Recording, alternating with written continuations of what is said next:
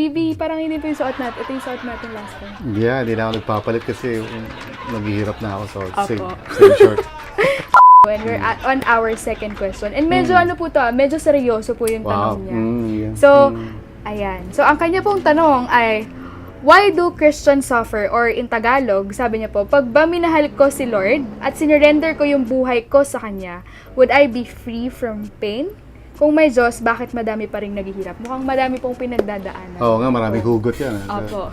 But, Yeah. first of all, I think, that we have to address yung assumption kasi there's an assumption there behind the question na parang, if I'm a Christian or if I surrender my life to the Lord or if I make a choice na I will follow Him, ergo dapat I would not suffer anymore. So I think parang, we have to address that issue first. Yeah.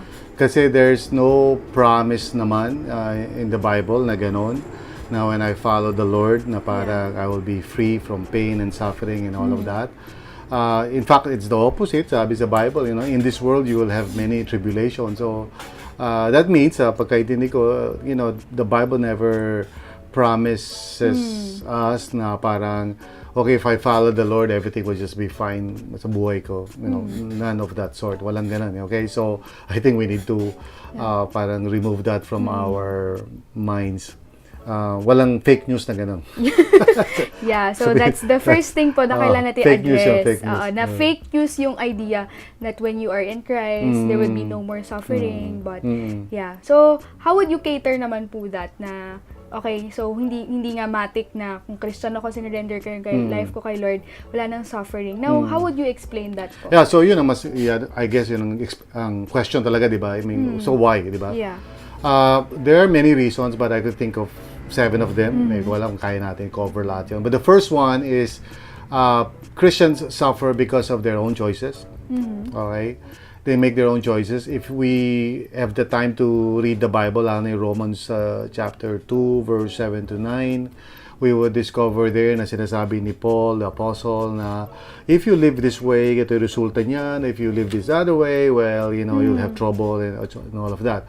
So in other words, meron, may mga commandments sa Bible, may mga principles sa Bible, and if you violate that, even if you're a Christian, you'll suffer the consequences of that. So, may mga Christians, for example, na medyo they get into trouble simply because either ignorant sila or they're just pushing the envelope. Ika parang trying na, sige nga, I wonder if God will deal with me in this area, and soon they discover mali sila doon. So, they will suffer the consequences. So, that's the first one I could think of. The second reason why Christians suffer is because of other people naman. I mean, other people, they have their choices too, di ba?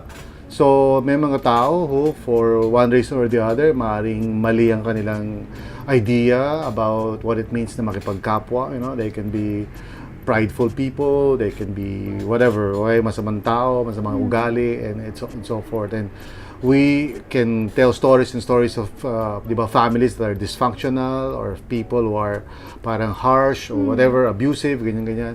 So sometimes wala ka namang kinalaman doon. It's just the people around you are making their own choices. So that's the second reason why Christian might suffer. Thirdly, there are systemic problems in society, meaning nakasistema na parang meron. Nosebleed po. Joke lang. Ibig sabihin parang naka-structure na ba? Like yung corruption, for example, di ba? Parang naging ugali na ng mga tao to do things that are bad, abusive systems or abusive mga structures. Okay? Kumbaga, they exist na po. Parang ganun. So, even wala ka pa dyan, nandiyan na yan. So, that could be one reason bakit nagsasuffer tayo, because may injustice, may unfairness, may ganun-ganun, di ba? Sa mga sitwasyon. The fourth reason would be demonic attacks. Sometimes,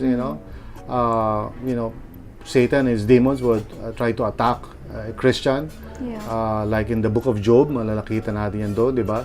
So, it does happen. Not all the time. Huwag tayong masyadong, alam mo na, parang sobrang panood natin ng horror movie. Parang lahat na lang ng bagay, merong demonic aspect to it. For example, pag, inaching ka, it's a demon, whatever.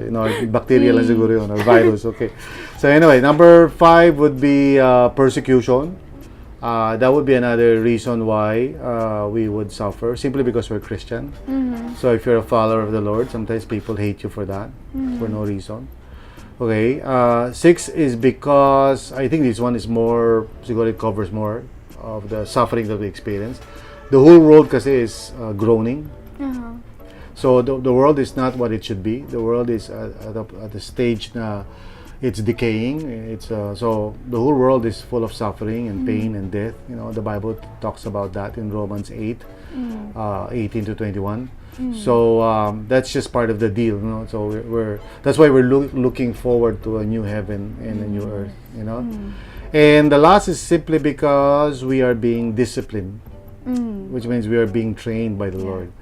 So God may use or may allow suffering to come into our lives to develop our character, to make us the kind of people He wants us to be. So that's a mouthful, ang dami na. So basically, those are the things I could think of. Yeah. I think I also would like to parang put an emphasis po dun sa we are being disciplined, because God is not the kind of God na nagto-tolerate. Parang ano po siya, hindi lang siya yung parang ibe-baby ka. Right, ganyan. yeah. But He would really put you into test for you to be disciplined. Kasi nga po yung sinasabi mo na. Pero let's not think of it in terms of yung parang minsan may mga magulang na sadista, parang so God is not like that na parang susubukan ko niya kung gasan ka. That's not the point, you know. I think what God would be doing would be allowing these normal trials and circumstances na nangyayari naman sa lahat ng tao, and then using that or redeeming that into something na useful para sa atin. So it's not like parang He's a sadist na tinitingnan niya kung kaya ba natin yung mga trials. You know? Because at the end of the day, it's still God who will provide you the grace to get through whatever He's parang giving you. Right? Ayan. So yun, yay! We've covered 7 and thank you, PB. So ayan, I know that mayroon pa kayong mga questions in your head and you want things to be more clarified, and we cannot cover it here on this video. So you can comment down below your questions, or if you're too shy, pwede kang mag-message sa inbox ng Upbeat, and we would like to really engage with you. So see you on our next video. Bye-bye!